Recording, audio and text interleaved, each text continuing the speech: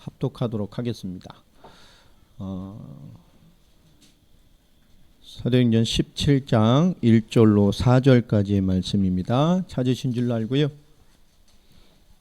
같이 합독하도록 하겠습니다. 시작. 그들이 암비볼리아와 아볼로니아로 다녀가 데살로니가에 이르니 거기 유대인의 회당이 있는지라. 바울이 자기의 관례대로 그들에게로 들어가서 새 안식일에 성경을 가지고 강론하며 뜻을 풀어 그리스도가 해를 받고 죽은 자 가운데서 다시 살아나야 할 것을 증언하고 이르되 내가 너희에게 전하는 이 예수가 곧 그리스도라 하니 그중에 어떤 사람 곧 경건한 헬라인의 큰 무리와 적지 않은 귀부인도 권함을 받고 바울과 실라를 따르나. 아멘. 바울과 실라를 따랐는데 그게 어떻게 됐다는 얘기일까요? 좋은 일이 있었다는 얘기일까요? 오늘 그 선교에 대한 말씀 제목이 선교의 올바른 이해입니다. 선교를 어떻게 해야 될까요? 진짜 선교 안 하는 교회는 없죠. 다 후원을 하든 뭐 하든 선교 액션과 선교 사역의 동참은 정말 올바른 복음 있는 또 교회라고 한다면 다 선교에 관련된 것들은 무언가 다 하고 있습니다. 그러나 그게 진정한 선교일까? 어떤 선교의 대리만족일까? 해야 되고 섬겨야 됩니다. 선교는 100% 섬겨야만 되는 것이기 때문에 그렇죠. 또 선교는 또 그 교회가 또 주장할 수 없는 영역이기 때문에 100% 헌신과 또 100% 이해와 또 100% 하나님의 역사를 받기로 하는 연합이 되지 않으면 세밀하게 하나님의 뜻을 찾는데 참 어려운 문제들이 참 많습니다. 왜냐하면 문화가 다르고요, 언어가 다르고요, 또 신앙이 많은 모습들이 교회의 모습들도 저희들과 다른 것이 참 많습니다. 우리 세계에 있는 많은 우리 크리스찬들 동역자들 여기 앉혀놓으면 이 사람들은 예배를 이렇게 드려 그럴 거예요. 너무 딱딱해요. 전 중남미나 동유럽 러시아 가면 참 좋아요. 예배 분위기가 거기 형식도 없고 뭐 순서도 없어요. 막 일어나서 춤추고 막 박수하고 그 유럽 민족들 이런 사람들 표정도 참 밝잖아요. 우리는 엘리베이터 타면 그냥 인상 딱 쓰고 모르는 사람 타면 등 돌리고 막 여자 혼자 있다 남자 타면 서로 딱 이러고 그죠. 근데 거기는 처음 만나도 뭐 하이 이러고 뭐 이러고 뭐 한국 사람이냐 물어보고 인사하고 밝은데 이 사람들 왜 이러지 이럴 거예요. 왜 이렇게 감흥이 없지? 그럴 겁니다. 근데 저희는 감흥이 참 많잖아요, 그죠? 한국 사람은 이렇게 드러내지 않을 뿐이지 이렇게 건조하지 이럴 거예요.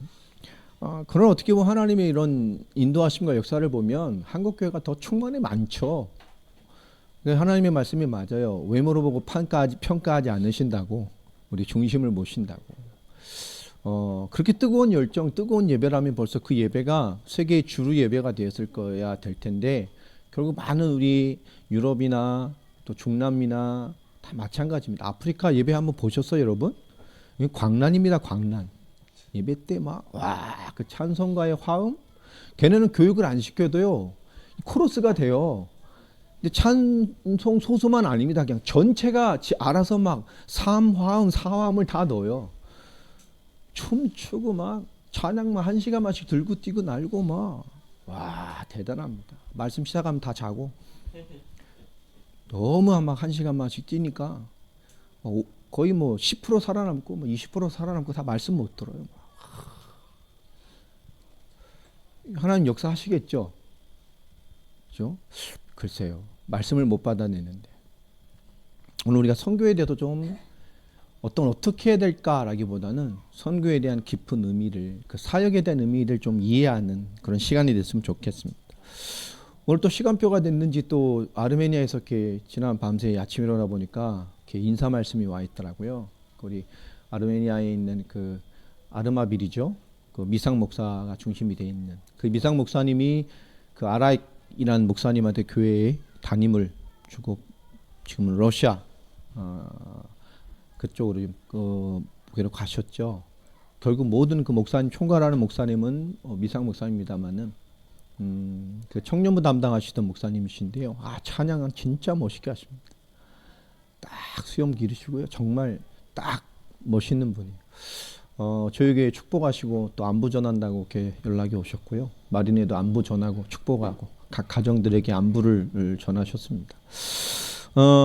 지금 아르메니아는 뭐 아제르바이잔과 세계적으로 많은 뉴스에 그 전쟁 때문에 또 땅을 많이 빼앗겼어요. 그 조그만 나라가 여러 가지로 문제도 많고 막 정치적으로 불만들 막 혼돈 상태에 있는 나라입니다. 기도를 많이 해주시고요.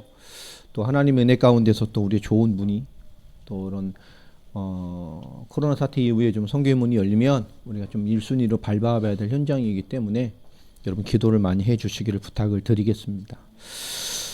오늘 선교 올바른 이해라는 얘기를 하면서요 좀 많은 고민을 했어요. 선교를 어떻게 이해시킬까?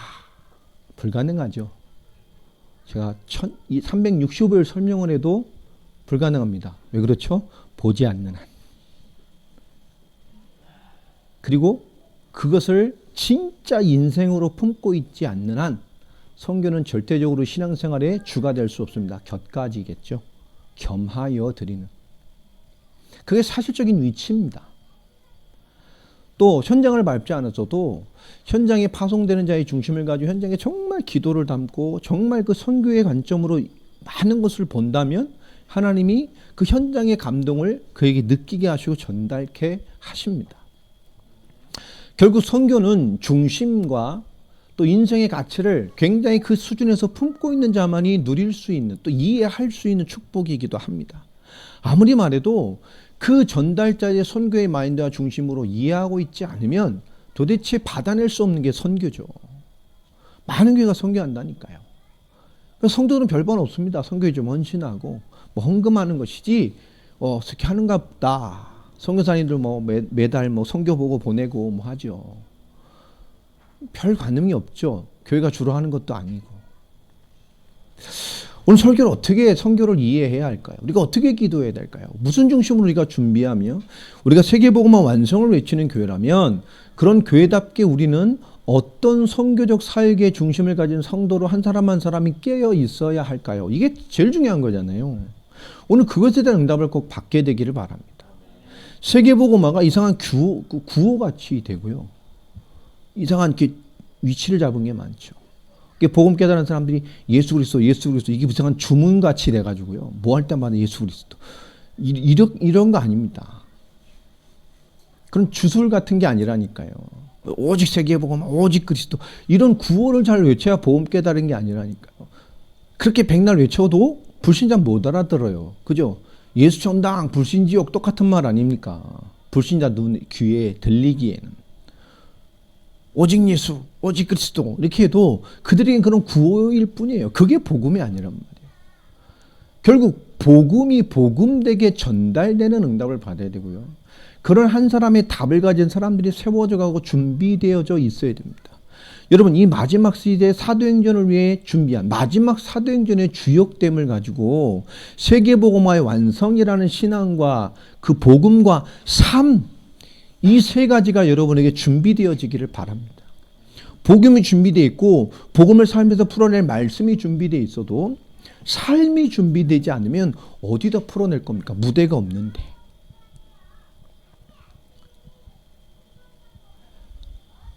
여러분 이 성경에서 보면요. 이 그리스도인이 신앙 성장이 어떤 방향으로 가야 되는가? 또 교회와 성도는 어떤 성장을 해야 되는가? 이게 오늘 말씀에 굉장히 중요한 연결이 좀 될 겁니다. 이게 응답되고 이게 삶이 분명히 연결되어 있어야 돼요. 여러분 성경의 정신이 뭡니까? 성경이 주는 정신. 이 성경이 말하는 성경의 정신은 결국 시대의 흐름과 상관이 있어요? 없어요? 없습니다. 시대의 발전과 과학의 발전과 학문의 발전과 삶의 질의 발전과 상관이 있습니까? 없습니까? 없습니다. 그렇기 때문에 이 성경의 정신은 이 세상이 존재하는 유일한 절대 가치입니다. 시대가 발전하든 인류가 발전하든 상관이 없어요. 변함없는 절대 가치가 성경의 정신입니다. 이 성경의 핵심이 성경의 절대 가치라는 것은 결국 뭐죠? 이 절대 가치만이 해결할 수 있는 인간의 문제가 있다는 겁니다. 왜 절대 가치냐? 결국 세상은 인간의 많은 문제를 얘기를 합니다. 인간의 많은 문제를 해결할 대책을 또 강구하고 정책으로 만들고 얘기합니다. 그러함에도 불구하고 인간의 시대가 폭발적으로 발전을 이뤘음에도 불구하고 인간 문제는 더 많아지고 복잡하고 더 괴상망측한 일들이 더 많아지고 있어요. 결국 성경에서 말하는 이 복음, 이 하나님의 성경의 정신이 왜 절대 가치가 될 수밖에 없느냐? 그것은 간단합니다. 아무리 발전하고 아무리 대책을 내놓고 아무리 무엇을 해본들 세상의 혼란과 인간의 문제를 통한 환란은 해결되지 않습니다. 점점 많아지게 되죠. 왜요? 인간 문제의 근본은 창세기 3장의 말씀처럼 하나님과 단절되어진 불신앙의 결과이기 때문에 그렇습니다. 이것은 지독한 영적인 문제입니다. 세상의 혼란과 인간의 문제 해결은 과학과 지식과 인간의 대처에 있지 않습니다. 인간이 무엇을 만들어 대처해내든 그것을 넘어서는 인간의 문제는 극악을 향하여 나가게 됐어요. 지금을 봐도 그렇잖아요. 저 어렸을 때 한 40년 전을 생각해 봐도 그때가 더 살기 좋았어요. 재밌고 인간미도 있고. 옆집도 내 집이고 뒷집도 내 집이고 아무 집 가서 밥 먹고 막 별 문제 없었어요. 더 살기 좋았다니까. 들에서 뛰어놀고 막 논밭에 불 지르고 떠댕기고 막 저 시골에 살아서요. 더 재밌었어요. 물고기 잡아먹고 막 물고기 구워먹고 더 살기 좋았어요. 좀 더 지금보다 불편하고 가난했을 뿐이지 더 살기 좋았어요. 저 윗세대 부모님 세대 가면 또 장로님은 또 아니라 할 수도 있죠. 그때 보릿고개를 못 걷고 봐서 그래요 목사님 그럴 수도 있죠. 저희 아버지가 항상 잘하시던 말씀이에요. 제가 뭐 좀 소홀히 하거나 공부 좀 안 하면 너는 얼마나 살기 좋은 시대에 태어났는데 그지 그렇게 뭐 생활하냐고. 우리 어렸을 때 먹을 게 없어가지고 막 풀뿌리 캐먹고 뭐 나무까지 긁어먹고 막 진짜 제일 싫기 싫은 소리였거든요. 나보고 풀뿌리 캐먹으라는 얘기도 아니고 나무까지 뜯어서 이 그릇 갉아먹은 게 나랑 뭔 상관이 있어. 그죠? 배가 고파가지고 뭐 밥 한 가락에 뭐 상추 뭐 몇 겹씩 싸가지고 막 뭐 나랑 뭔 상관이 있냐고. 난 절대 감동이 안 와요. 제일 듣기 싫은 소리입니다. 여러분 또 성경은 뭐죠? 성경대로 말하면 왜 인생은 점점 더 복잡해집니까? 인생의 재앙은 이런 재앙적 문제는 점점 더 왜 많아집니까? 앞으로도 더 늘어날 겁니다. 성경적인 말을 하면 더 말세는 고통하는 때가 이른다고 말하죠. 로마서 3장 23절의 말씀 그대로죠. 하나님의 영광이 회복되지 않는 한 성경대로 죄와 죄의 열매로 인생은 끊임없이 재앙 가운데 빠져 있게 됩니다. 뿐만 아니죠. 더욱 그런 인간들은 결국 이 하나님과 단절되어서 인간 재앙 속에서 인간 중심의 문화와 인간 중심에 제공되는 많은 세상 것들 통해서 사람은 점점 어떻게 될까요? 더욱 발전하는 게 아닙니다. 더욱 세상의 풍조의 종로로 타게 됩니다. 이 팬데믹 현상만 봐도 전 세계가 세상 풍조에 다 종로로 타고 있잖아요. 하나 정하면 전 세계가 다 종로로 탄다니까요. 앞으로 어떻게 되겠습니까? 법으로 교회가 불법이다. 그러면 교회는 불법이 되는 거예요. 여러분 이게 그것에 대한 모습들을 이번에 잘 보여줬잖아요. 근데 교회들이 영적인 이 깨달음이 없는 거예요. 이것은 영적인 게 아니고 이거는 아주 유명한 전염병의 문제이기 때문에 교회가 발을 맞춰야 된다. 이게 무서운 거죠. 그럼 법으로 만들면 발을 맞춰줘야 됩니까? 무서운 거라니까요. 여러분 벌써 교회가요. 반쯤 사단한테 내줬어요. 이런 풍조에 지금 가난한 성도가 엄청 많잖아요. 가난한 성도 거꾸로 말하면 뭐요? 안 나가. 그래서 가난한 성도라고 하는 거예요. 안 나가. 교회의 최고의 문제가 뭐라 그랬죠? 잠수입니다. 잠수. 어느 날 잠수해서 안 떠올라. 어디로 갔는지 몰라. 어디쯤 흘러갔을까? 알 수가 없어. 여러분 왜 그렇죠? 결국 더욱 세상 풍조의 종로로 탑니다. 물질의 종로로 타고 돈과 성공에 목말라 종로로 탈 수밖에 없는 세상이 되어져요. 그러면서 결국 뭐죠? 사람은요 생존의 종돼 버립니다. 먹고 살고 생존하는데 영원한 것을 보지 못하고요. 요한복음 8장 44절의 말씀처럼 사탄은 거의 그 사탄에 장악된 마귀의 자녀 수준으로요. 결국 진노와 심판과 지옥의 대상이 될 수밖에 없는 이 세 가지가 인간의 근본 문제입니다. 여러분 아무리 성경을 보고 얘기를 해보세요. 언제부터 그리스도교 우리가 그죠? 잘 되는 것에 매여 잘 되고 잘 사는 것에 관심을 갖는 종교가 됐나? 성경에 있나요? 한마디도 없어요. 언제부터 기독교가 잘 되는 것에 관심을 갖는 종교가 됐단 말이에요. 이건 철저하게 천년 카톨릭의 배경 이후에 나와진 교회 문화입니다.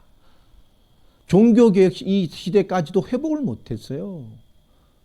종교개혁 이전에 천년의 카톨릭 중세 시대에 완전히 종노릇하다가 복음도 사라지고 올바른 하나님 역사가 사라진 그 결과로 남은 부산물이 뭐죠? 육신 종교라니까요. 하나님 축복할 것이다. 잘 될 것이다. 초대교회는 뭐죠? 복음을 위해 생을 걸고 싸운 기록입니다. 그게 성경이에요. 성경의 역식은 복음을 지켜내라는 거예요. 복음 가지고 살라는 것입니다. 사도 바울 누누이 말합니다. 너희가 복음 가졌냐? 우리와 동일한 고통도 환난도 감당해내는 사람이 되라 라고 말을 합니다. 왜요? 장차 우리에게 올 영광은 이에 비길 수 없기 때문에 영원한 영적인 가치를 최고의 가치로 가지고 있었어요. 그런데 이게 잃어버린 거죠. 하나님은 이것을 위해서 하나님은 이 땅에 그리스도 메시아를 약속하셨습니다. 성경을 통해서. 이 예수님이 그리스도로 오셔서 이 하나님 떠나 죄와 저주에 잡혀서 세상과 사단의 종노릇하다 영원한 심판받을 수밖에 없는 영원한 저주의 열매로 갈 수밖에 없는 인간을요. 그 신분된 인간을 십자가와 부활로 인간의 모든 문제를 끝내신 겁니다. 아멘입니까? 결국 하나님 떠난 인간이 하나님 만나는 길을 여셨어요. 그 본인 자체가 십자가의 고난과 죽으심으로 하나님만은 길 되셨습니다. 그 어떤 것도 그리스도로 말미암아 하나님 만나는데 거침이 없도록 장애가 안 되도록 영원한 살 길을 열어주셨어요. 할렐루야. 우리가 그리스도와 하나님의 자녀가 됐다는 것은 놀라운 축복입니다. 그 십자가와 부활로 하나님 떠나서 죄와 저주와 모든 재앙의 근본된 인간의 모든 문제를 죄와 사망의 법이 아닌 성령의 생명의 법으로 말미암아 우리를 해방하셨습니다. 그리고 영원히 우리를 의로 칭의 하나님의 의로 의롭다 하셨어요. 죄의 용서가 아니라 죄의 문제를 끝내주셔서 거룩한 하나님과 함께 할 수 있는 유일한 영적인 존재의 축복을 회복시켜 주셨습니다. 그래서 우리가 하나님과 함께 할 수 있잖아요. 우리가 잘나서가 아닙니다. 죄는 하나님 만날 수 없어요. 그럼에도 불구하고 그리스도의 은혜로 말미암아 하나님과 함께하는 임마누엘이 회복돼 버렸어요.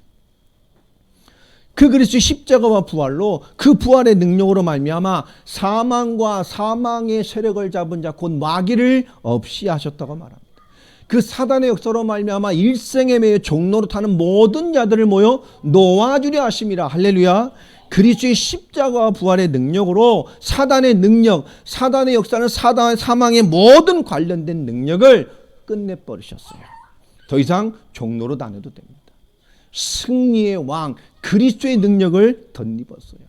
우린 복음 누리고 그리스도 이름으로 세상과 사단에 승리하는 능력을 소유했습니다. 그리스도의 은혜로 말미암아. 예수님은 십자가와 부활로요.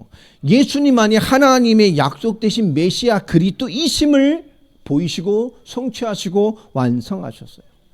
그리고 지금도 그리스도의 성령으로 우리에게 역사하십니다.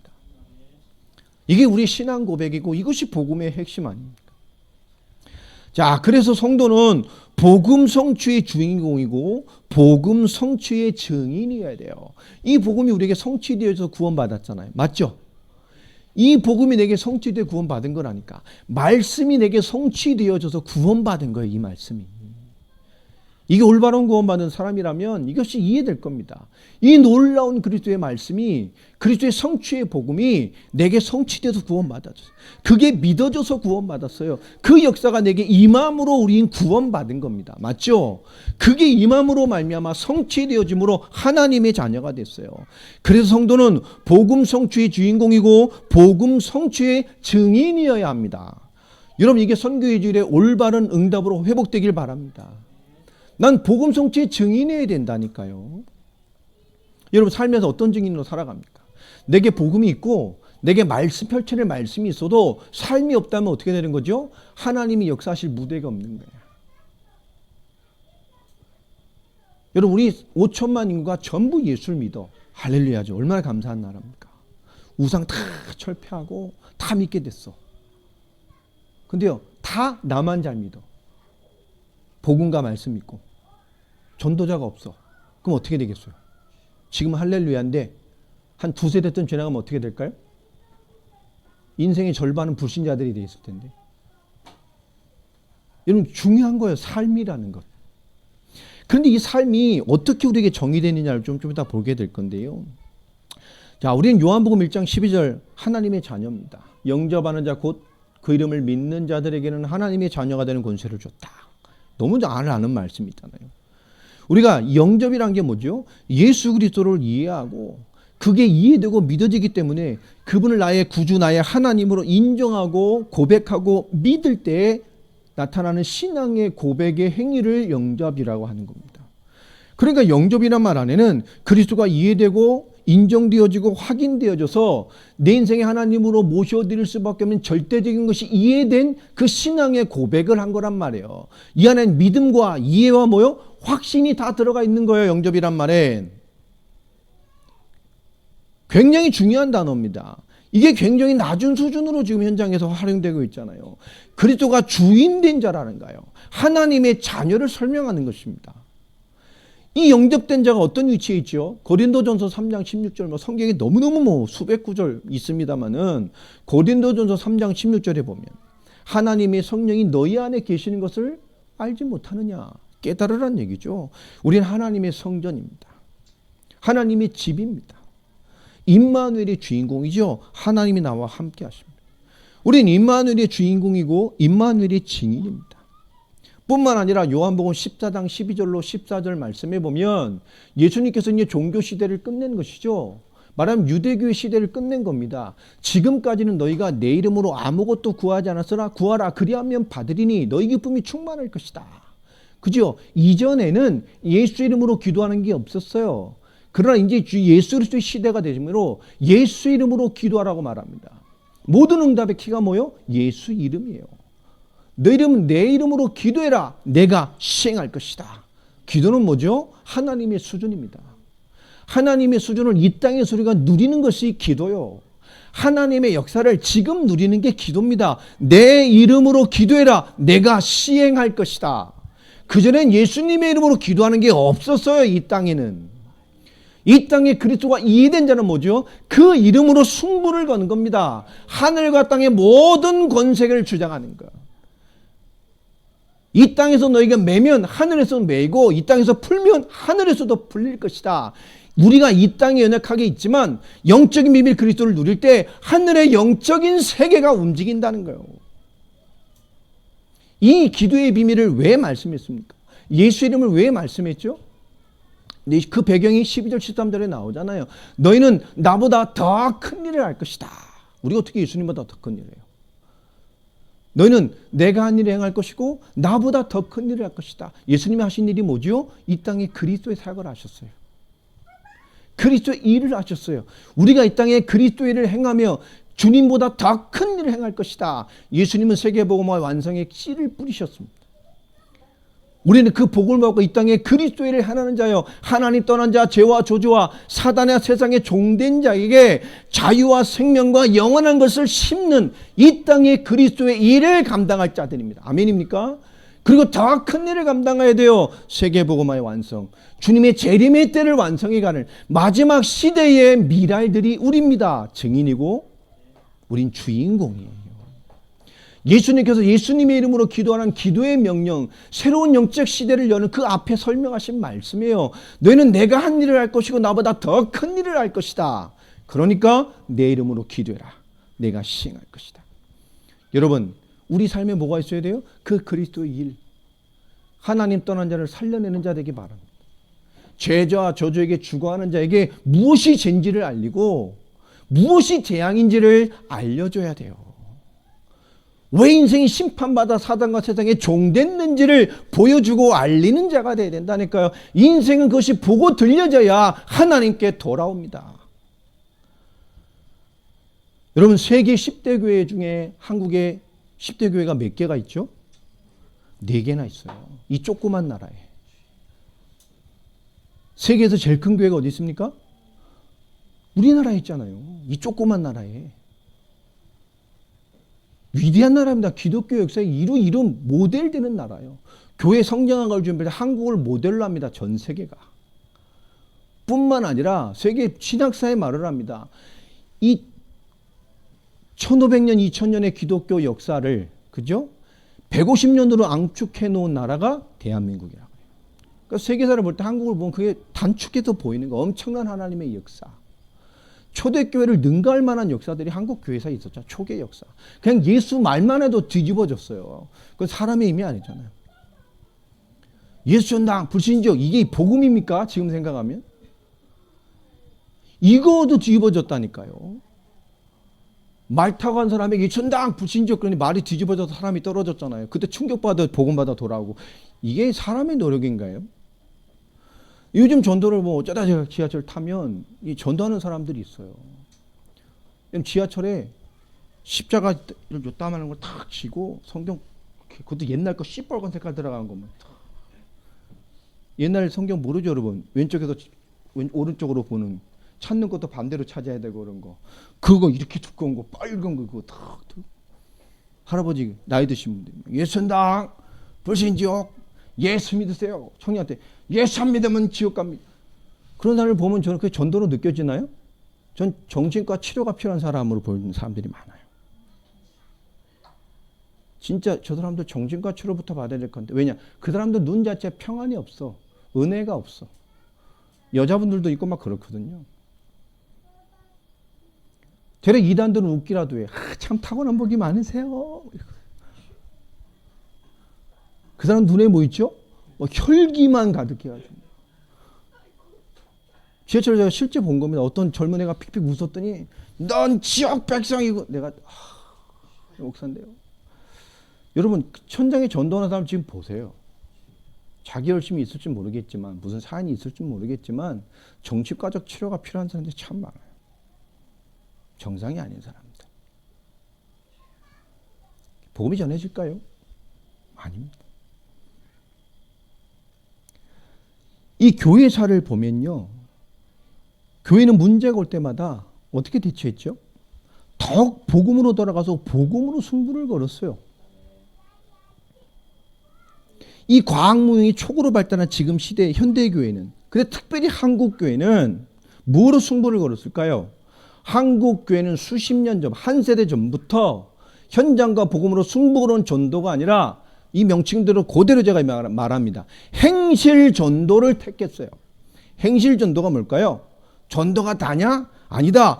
교회는 착한 행실과 모범으로 전도하는 거다. 교회의 착한 행실로 예수 그리스도의 복음과 예수님 믿는, 그죠? 우리 이렇게 착해 예수 믿는 사람들은 선한 사마리아 이웃같이. 제가 운동하는 곳에 장로님이 한 분 계신데요, 참 신실하고 좋아요. 근데 그분이 이런 얘기를 하더라고요. 인천의 큰 교회 장로님이십니다. 너무 교회가 전도 안 돼가지고 장로회의를 하다가 작년에 그분이 확 추진해가지고 뭘 했대요. 우리 아무 말 하지 말고 우리 전도하기 위해서 성도들 모여가지고 매주 화요일 날 다 교회 띠매고 한마디도 하지 말고 복음도 전하지 말고 소리 없이 신기시당부터 시작해가지고 중요한 장사 우리 청소하고 교회 주변의 지역부터 다 골목 청소하고, 그래서 좀 감동을 주자 말이야. 좋은 일이죠. 해야 됩니다. 하나님의 교회가 엄청 잘하잖아요. 1등입니다. 1등. 전도 방법. 여기도 자주 다녀요. 네. 여러분, 그저 다 막 이런 얘기 하시길래 그런 얘기를 했어요. 장로님, 교인이 빗자루 들고 교회띠 들고 청소하고 다닐 때 복음이 전해질까요? 사람들이 감동, 교회가 이렇게 주변을 해줘 참 고맙네. 근데 그게 그렇게 하면 복음이 전달될까요? 우리 착한 행실로 예수 그리스도의 올바른 제자가 세워질까요? 그죠? 교인의 착한 행실로, 그죠? 그거 세상적인 뭐죠? 성도들 이용하잖아요. 조롱하고. 우리가 올바로 살고 착하게 사는 게 복음이 전달되는 거예요. 착하게 1000만 년을 살아서 복음 말하자면 복음 안 전달돼요. 빗자루 쓰는 거 은혜 받아서 구원받을 수 없어요. 그럼 성경이 바뀌어야 되죠. 영접하는 자, 곧 그 이름을 믿는 자, and 청소하는 거 감동받은 자, 착한 행실에 감동받은 자. 여러분, 그 복음이 아니라니까. 우리가 아무리 올바른 행동을 한들 복음이 아니에요. 그건 착한 것이지. 뭔가 봉사한 거 착한 것도 아니죠. 그 이상한 인간도 착한 척할 수 있잖아. 빗자루 주라고. 그게 착한 거예요? 아닙니다.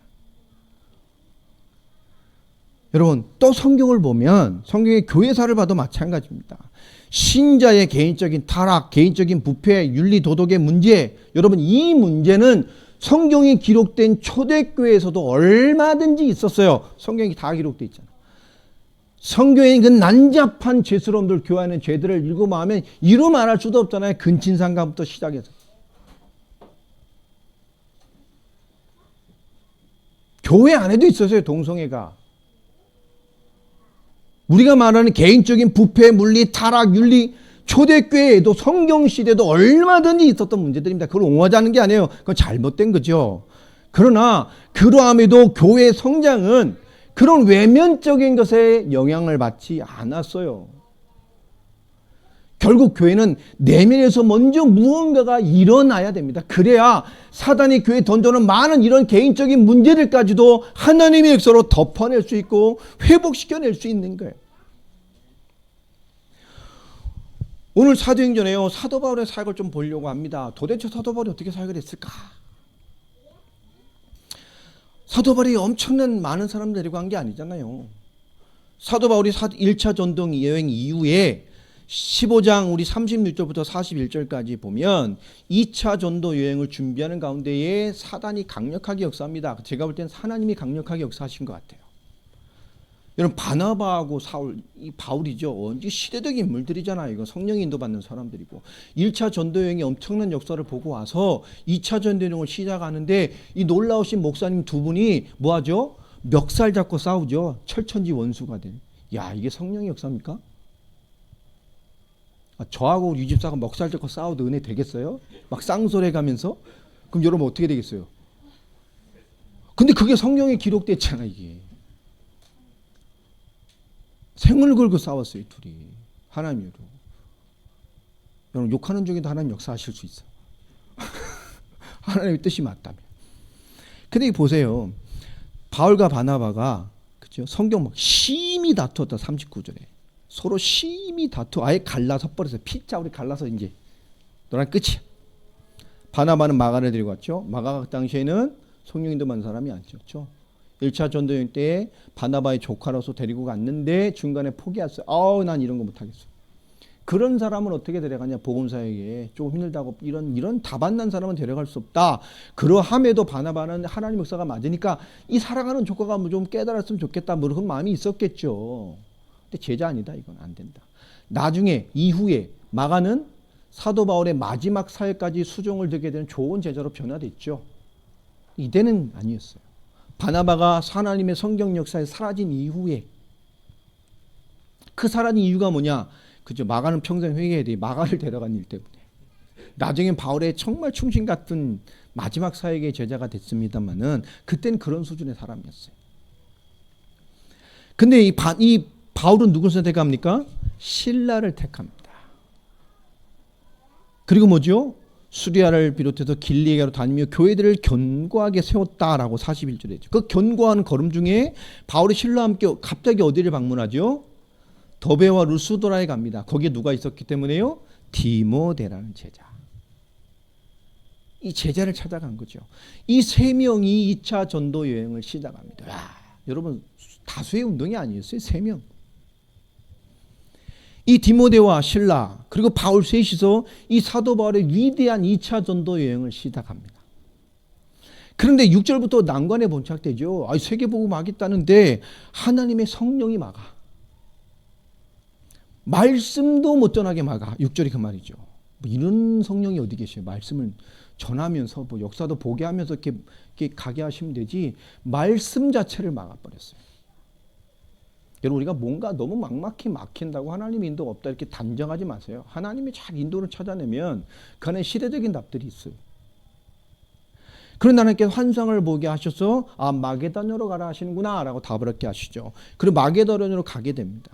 그 마게도냐의 첫 성에 입성하는데 그것이 오늘 빌립보입니다. 사도 바울이 2차 전도 여행의 첫 응답의 사역지죠. 거기에 누가 있었어요? 시대적인 제자 루디아가 있었죠. 그 만나는 것이 11절부터 쭉 기록이 되어져 있습니다. 그래서 그 루디아와 그 집이 중심이 된 교회가 출발이 되어집니다. 자, 지역, 빌립보, 제자, 루디아, 그리고 장소, 그 집, 이 세 가지의 중요한 것이 딱 완성되어지자 곧바로 사도 바울은 뭐하죠? 이제 비로소 그때서야 현장 전도를 시작합니다. 막 떠들고 다지 않았어요. 뭐부터 찾았어요? 제자. 그렇죠? 어느 지역? 빌립보, 제자, 장소. 자, 그때서야 비로소 현장 전도를 시작했다니까요. 살릴 수 있는 뭔가가 준비되어 있어야지. 자, 그런데 간 곳이 뭐지요? 그 빌립보 전체를 장악하고 있는 유명한 무당인이죠. 모든 사업하는 사람들이 그 여자의 말을 듣고 먹고 사는 동네입니다. 엄청난 여자죠, 그러면. 가자마자 그 사역을 시작하죠. 그 지역의 핵심 영적 대적입니다. 자, 그 여자가 막 이 바울과 신라를 보자마자 막 하나님이 엄청난 큰 종이다라고 막 자기가 알아서 막 홍보해주고 막, 그죠? 너희에게 구원의 길을 전하러 오신 분들이다. 10절. 와, 영안이 열렸어요, 확실히. 우리보다 나. 10절 마지막에 보세요. 구원의 길을 우리에게 전해주러 오신 분들. 이야, 마귀도 알아요. 근데 이게 자꾸 이렇게 떠들어대니까요. 사도 바울이 기도하면서, 그죠? 귀신이 떠나가게 되잖아요. 근데 잘 생각해 보세요. 3명이서 갔는데 현장 전도를 누굴 데리고 갔어요? 바울이 신라를 데려갔어요. 자, 중요한 응답을 받아야 됩니다. 그럼 디모데는 어디 있는 거예요? 지금 어디 있는 거예요? 디모데 안 데려갔다니까, 전도 현장에. 디모데는 어디 있는 거죠? 루디아와 루디아의 집에. 뭐하고 있을까요? 우리가 하나님의 말씀을 받아낸 제자를 사가졌다 할지라도 뭐 해야 되죠?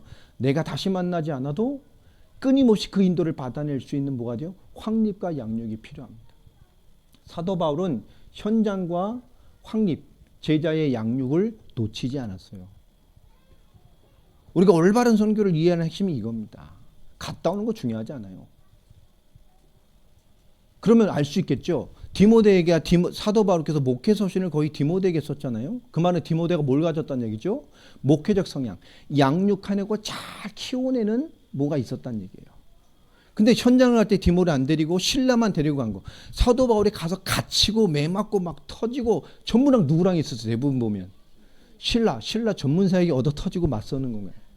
그 말은 뭐죠? 신라는 어느 현장이든지 겁없이 거침없이 누구를 만나든지 뭐 한다는 얘기죠? 복음을 전하고 부딪혀보고 우리가 말하는 완전 현장면 스타일이는 사람이라는 걸 알 수 있어요. 사도 바울이 정확하게 본 거예요.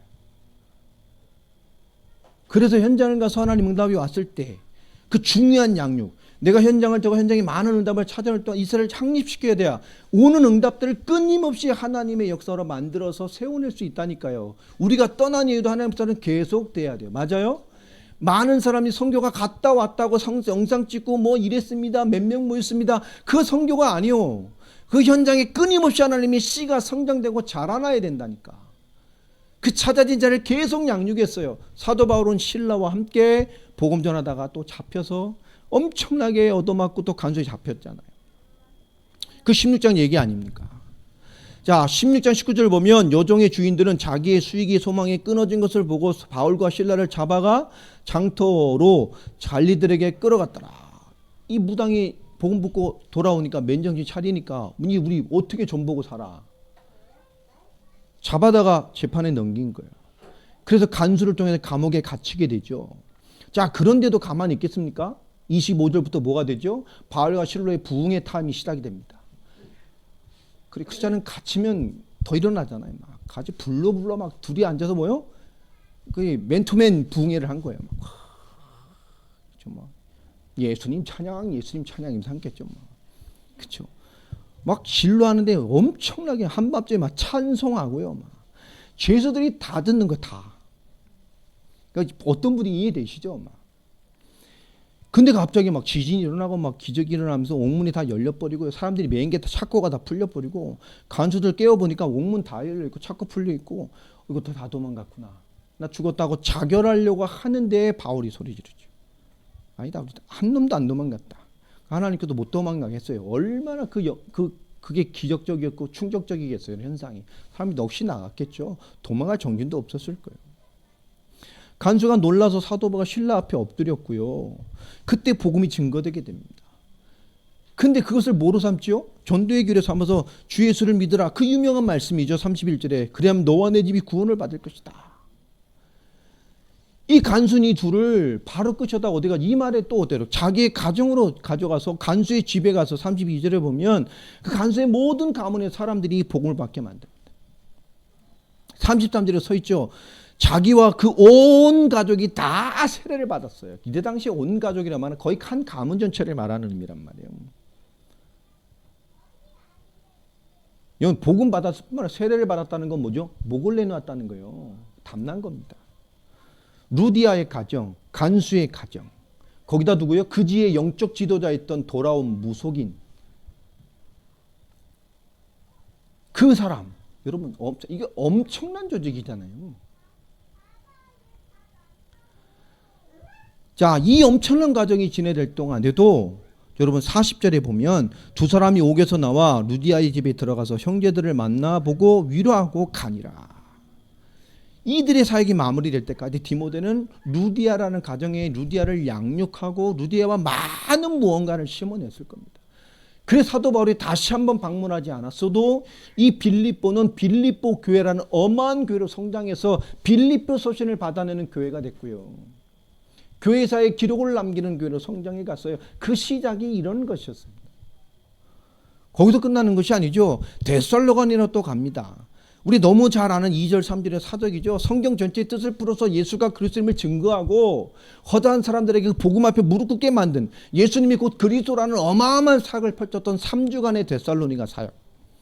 그 중에 야손이라는 시대적인 제자가 찾아집니다. 사업가죠 사실은. 지금으로 말하면 종로 항복판이나 명동 항복판의 굉장한 사업가 집안입니다. 자, 그런데 4절을 보면 그 폭동이 일어난단 말이에요. 이들이 사이가 엄청나게 강력하게 일어났든지 사람들이 폭동이 일어나서 바울과 팀을 잡으려 했단 말이에요. 바울을. 4절에 보면 헬라인의 큰 무리와 적지 않은 귀부인도 권함을 받고 바울과 실라를 따르니라. 그런데 이 사역에 누구만 나와요? 바울과 실라만 나와요. 바울은 어디 있었겠어요? 이 둘의 사역 현장이 뒤집어져서 폭동이 일어나서 바울 체포운동이 일어났잖아요.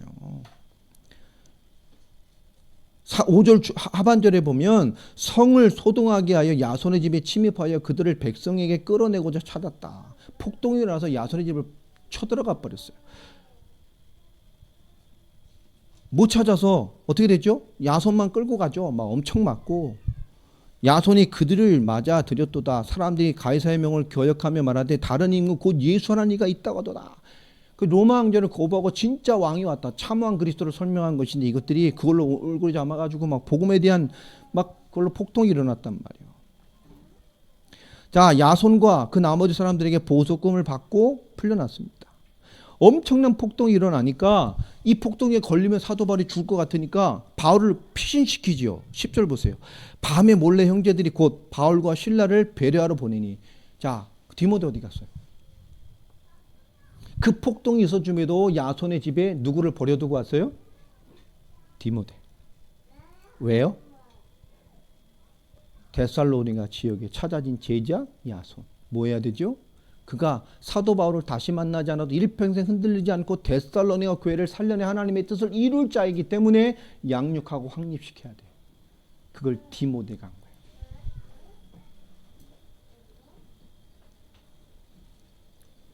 야, 이들이 그렇게 도망가서 베레아에 왔는데 베레아에 와보니 야, 더 기가 막힌 일이 일어나죠. 우리 11절부터 보면 베레아 사람들은요 데살로니가 사람들보다 더 뭐 했어요? 더 준비됐어. 말만 하는데 성이 다 뒤집어져 그냥. 뿐만 아니라 말씀을 들을 뿐만 아니라 성경 말씀 받아낼 뿐만 아니라 끝나서 아주 성경을 딥다 파고 있어요. 막. 11절에 그 얘기죠. 그래 복음 충격받더니 막 성경을 막 다 파. 와 이건 엄청난 분위기인 거예요. 단기간에 엄청난 역사가 일어나니까 어느 정도죠? 그 중에 믿는 사람이 많고 헬라인의 귀분, 여러분 귀족들이 믿기 시작한 거예요. 대단하죠. 남자들의 수도 적지가 않아요. 엄청난 이 파급적인 효과가 사역이 일어나니까 그 소문이 어디까지 이르렀어요? 데살로니까지 났어요. 도망시켰는데 딴 동네까지 데살로니가 소리 바울이 거기 가서 그 동네를 또 그렇게 뒤집어 놨어? 그 뒤집었던 무리들이 바울을 잡으려고 베레아까지 옵니다. 13절 제일 마지막에 보면 베레아에서 전하는 줄을 알고 거기로 가서 무리를 움직이고 또 뭐요? 소동. 난리를 일어나게 만들어요. 또 바울이 위험할 것 같으니까 14절 보세요. 형제들이 그 바울을 내보내어 바다까지 가게 하되 실라와 디모데는 아직 거기 머물대. 야 이번에 뭐죠? 이게 더 큰 응답이 있었잖아요. 다 피신시켜야지. 바울만 보내요. 누군 안 보내요? 디모데와 실라 둘을 안 보내요. 왜요? 여긴 데살로니가보다 더 준비된 사람들이라고 성경에 기록되어 있어요. 내가 가도 뭐 해야 돼요? 이 폭동과 소동과 이 핍박을 버텨내고 하나님의 뜻을 이뤄내는 하나님 역사를 마무리 지어야 돼요. 사도 바울은 이것을 놓치지 않았어요. 그런 중에도 그리고 혼자 살겠다고 뭐요? 아덴까지 도망가요. 여기 16절 아닙니까? 거기서 뭐 하죠? 이제 제자들을 기다리고 있어요. 16장 시작이 그렇게 돼 있잖아요. 그리고 아덴을 좀 투철해 보니까 이 철학의 중심지 아닙니까? 사상 중심지잖아요. 에피쿠로스와 스토아 철학자들이 버글버글하고 논쟁하고 이거는 그때 당시는 그냥 새로운 무언가에 끊임없이 대화하고 철학도 토론을 하는 게 아테네의 사회 풍습이었어요. 남자들 그런 얘기를 듣길 좋아하고 일하지도 않으면서. 그러다 보니까 사도 바울이 거기서 뭐 한 거죠? 거기서 복음을 전한 거죠. 오늘 18장 저 하반절에 보면 사람들이 바울을 이렇게 소개합니다. 바울이 예수와 부활을 전하기 때문이더라. 거기서 어떻게 한 거죠? 근데 사람들은 사도 바울을 어떻게 알고 있어요? 이방 신들을 절하는 사람인가 보다 라고 되어 있어요. 그 18절 읽은 그 위에 보면 사도 바울을 그렇게 인식한 거죠. 이방 신을 전하는 사람이에요. 그들에게 대화하는 거 나오는데 사도 바울이 뭔 얘기를 합니까? 철학적으로 얘기를 하는데요. 하나님의 복음의 핵심이 아닌 하나님에 대해 그래 최고의 신에 한번 논해보자 라고 철학적으로 자기도 최고의 지식가잖아요. 간만에 옛사람이 돌아와서 그리고 최고의 신에 대해서 논쟁을 벌이기 시작합니다. 하나님 거기 역사하시겠어요? 안 하죠. 복음을 전했어야지 딴 데 한 것처럼. 사람들은 예수와 부활을 전하는 그 신을 전하는 장갑다라고 했으면 예수와 부활을 전했어야지. 왜 뜬금없이 모든 철학자가 논하는 하나님에 대한 최고의 신에 대한 논쟁을 벌이냔 말이에요. 복음을 전해야지. 철저하게 아테네 사역을 실패합니다. 그래도 완전 실패는 아니었죠. 34절 하반절에 보면 몇 사람이 그를 가까이하여 믿으니. 성경 사도 바울 역사 중에 몇 사람이 이런 기록은 여기밖에 없어요. 그냥 관리 하나 믿고 그 따르는 여자 몇 명. 철저하게 참편합니다. 그래서 고린도전서 1장을 보면 사도 바울이 아테네에서 깨닫고 고린도 그 위에 고린도로 도망을 가죠. 18장에. 그래서 한 말입니다. 고린도전서 1장에 보면 내가 그리스도와 십자가 외에는 아무것도 말하지 않겠다고 해요. 아테네에서 철저하게 실패를 맛봤거든. 이것만 말해야지. 여러분 오늘 두 가지의 모습이 나오죠. 지역의 제자 그리고 제자를 뭐하는 거예요? 양육하고 확립하는 거예요. 복음의 담난자가 복음의 담난자의 삶을 살게 하는 겁니다. 사역의 바울의 사역은 이게 다였어요. 그 이유는 그 사람의 삶의 응답과 인생을 통해서 담난 열매로 나타나지는 겁니다. 베레아에 그 엄청난 역사가 있었지만 많은 성경을 연구 파았지만 베레아에 뭐가 기록되어 있지 않아요? 제자의 이름이 기록되어 있지 않아. 아테네에도 믿었던 자가 있지만 관리 중 믿었지 제자의 이름과 그들이 모여야 할 중요한 제자의 사역과 그 장소가 기록되어 있지 않아요. 끝났죠. 좋은 역사 맛보고.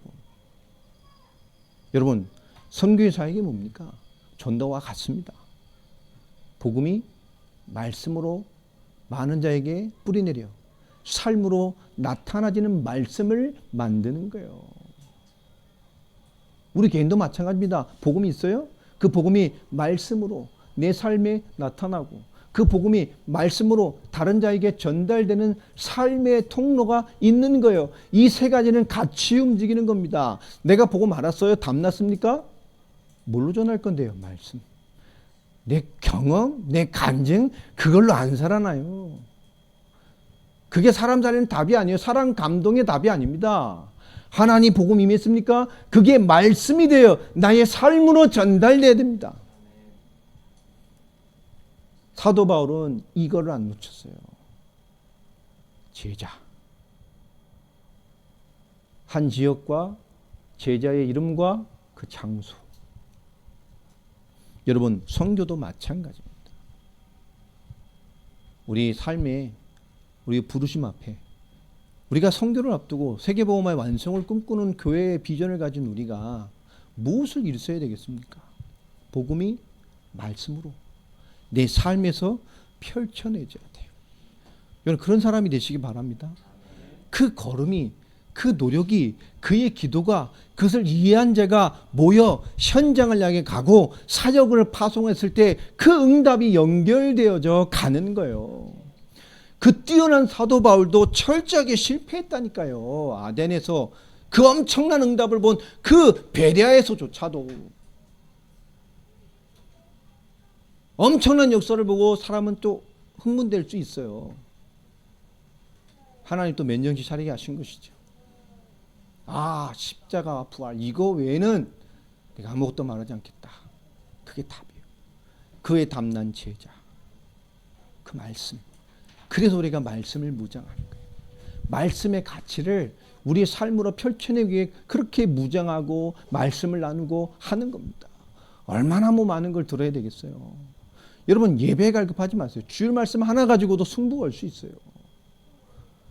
루디아는 그렇게 바울 떠나보내고 나서 바울 메시지를, 대면 메시지를 받았겠어요?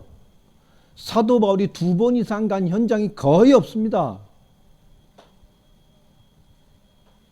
에베소에서 2년, 고린도에서 1년 6개월, 그런 장기 사역한 곳 외에는 거의 2번 간 현장도 없어요. 그러함에도 성경이 됐다니까.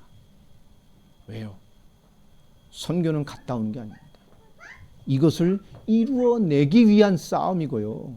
이것을 해내기 위한 인도를 받아내는 거예요.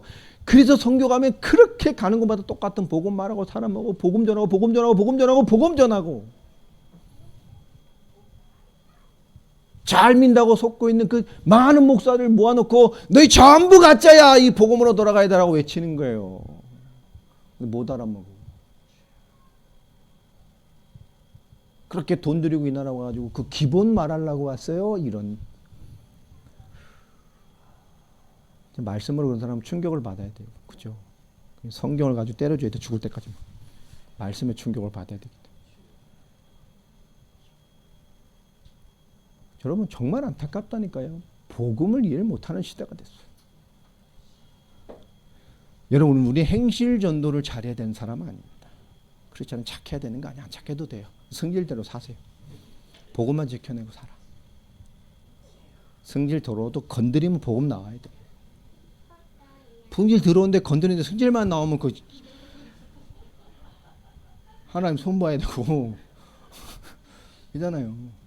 성질 더러워도 불신자 세상에 성질 더러운데 성질 더럽게 맞서야죠. 그러나 하나님의 시간표가 돼서 우리는 복음의 사람이어야 된다. 우리에게 임한 복음이 말씀이 되어 삶으로 펼쳐져야 돼요. 여러분, 이것이 동일한 공식이 우리의 선교 현장이 이루어질 때 그 현장에 동일한 초대교회의 역사가 드러나는 거예요. 그리스도 하나로 통하는 현장이 되어지는 거예요. 그리스도 소통되는 제자가 일어나는 거예요. 초대교회는 그리스도 하나로 모든 세계교회가 다 통했어요. 맞습니까? 우리 그것을 꿈꾸며 가는 거예요. 여러분, 선교주일입니다. 우리가 선교주의 주역으로 뭘 준비해야 되냐? 여러분 개개인도 말씀이 복음으로 삶을 통해 펼쳐낼 수 있는 자들이 되기 바랍니다. 그럼 복음 무장하세요. 복음 전할 수 있어야지. 말씀이 무장되기 바랍니다. 말씀 무장해야 돼. 삼시세끼 밥은 다 쳐드시면서 왜 말씀을 이렇게 안 드시냐고. 그잖아요. 그렇게 잘 드시면서 명절 때 많이 드셨죠? 저 드시기만 하고 또 복음 놓치신 분들 회개하시기 바랍니다. 명절 드신 것만큼 금식을 하시든지. 여러분 정말로 말씀이 복음으로 펼쳐내는, 삶으로 펼쳐내는 주야. 올 한 해 이런 선교의 중요한 의미들을 붙들고 일어나는 한 사람 되기 바랍니다. 한 사람 한 사람이 그렇게 되면 어떻게 되겠어요? 저는 장로님 그 포럼에 때만 걸론 듣고요, 참 은혜되는 말씀이 있어요. 난 달리는 선교사다. 한번 그런 얘기를 하던데 멋있더라고요. 그렇지, 달리는 선교사. 직접 달리신다는 얘기는 아니고요. 그렇지. 달리는 선교사. 멋있더라고요. 그게 선교 정신이에요. 여러분 삶의 현장에서 그런 응답들이, 그 삶에 대한, 선교에 대한, 부르심에 대한 올바른 정체성들이 여러분에게 살아있고 또 나타나지게 되길 예수 이름으로 축원합니다. 기도하겠습니다. 하나님 감사합니다. 오늘 우리에게 선교주일에, 이 선교헌신주일에 우리의 선교에 대한 올바른 바울의 사역에 대한 단편을 보았습니다. 우리가 말씀을 심고 제자를 찾아 그 복음이 펼쳐내지는 응답을 누릴 수 있는 미랄들이 되게 하시고, 그 시작이 되게 하시고, 그 삶이 되게 하시며, 그것을 위한 삶의 철저한 개혁이 있게 하여 주시고, 그 삶을 따라가기 위한 노력이 있게 하시며, 말씀의 무장이 있게 하시고, 말씀의 인생을 드리는 사람들이, 그 기도가, 이 인생이 준비되어지는 제자들이 되게 하여 주옵소서. 예수 그리스도 이름으로 기도합니다.